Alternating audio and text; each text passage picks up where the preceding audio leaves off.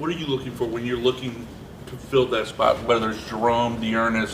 What are you looking for out of that kickoff return, guys? There's certain traits that are more important than others. Obviously, ball security. That's the number one thing. You got to be able to trust that young man that he's going to go out there and give the ball back to the offense or score, get the best field position possible. Decision making, vision, whether or not he can break a tackle, whether or not he's got like vision. Like I said, in order to see any seams that are there. There's a lot of qualities. Explosiveness. I think Dearness and Dimitrik were both filling in last Sunday. They didn't kick to us on those, but those type of athletes, that's what we want back there. So I mean, it almost sounds like you're describing a running back as much as anything. Do you prefer a running back type there, or is that just coincidence?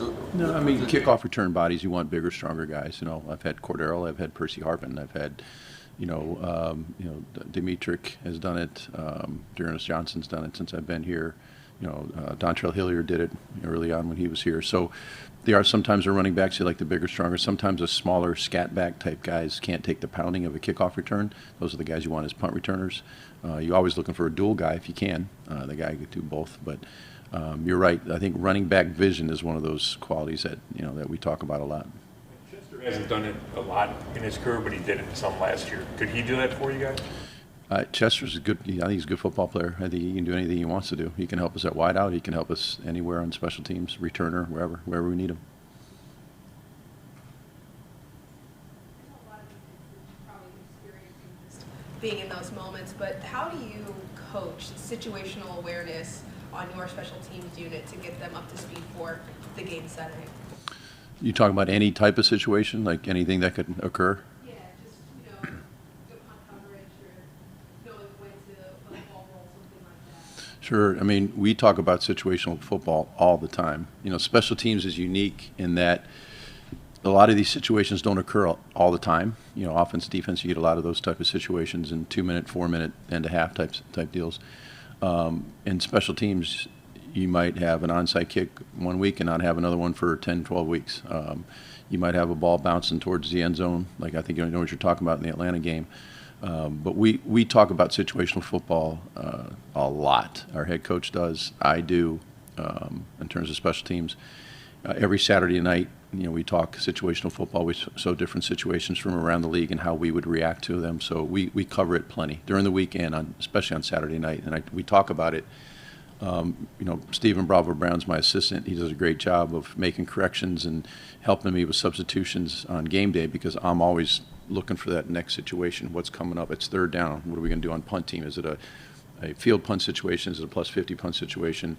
Kickoff return, punt return, everything. Trying to stay one step ahead of it, and that's my job. So Ronnie, on that, he just get a little too anxious. Like, what's your coaching?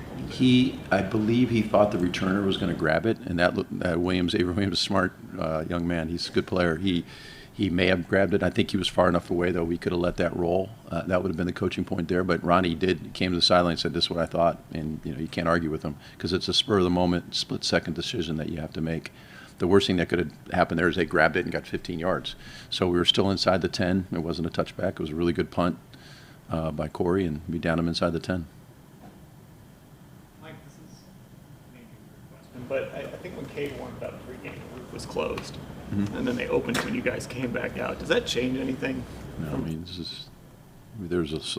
I think anytime you have a slight breeze in a situation like that, it helps get some airflow through the dome. I think it helps the kicking situation. Didn't bother him at all. What did the Chargers do well on special teams? Well, their special teams coordinator worked for me for 6 years, so he's well trained. So, no, he does a good job there. They are their returner, DeAndre Carter, is very good. I know he struggled a little bit last week, but he's a veteran guy that has a lot of confidence. I think they utilize him very well, the type of returns that they run on kickoff return and punt return. I think they've got some really good players, 94, 57, some of those big guys, they play well. Their gunners are playing well. They rotate some different guys in there. Their kicker, Dustin Hopkins, is one of the best in the league, in my opinion. When he was in Washington, I thought he was great, and then they let him go, and the Chargers were smart enough to pick him up a year ago. So, and their punter, J.K. Scott, to me, he's a prototypical indoor punter. He's I mean, shoot, he had a 5.5 hang time this year. He's at a 5.6 hang time this year. That's unheard of. So he is a very talented punter. I worked him out when he came out of Alabama a few years ago, and so they have good specialists. They're sound in everything they do. They play hard, and we have a work cut out for us.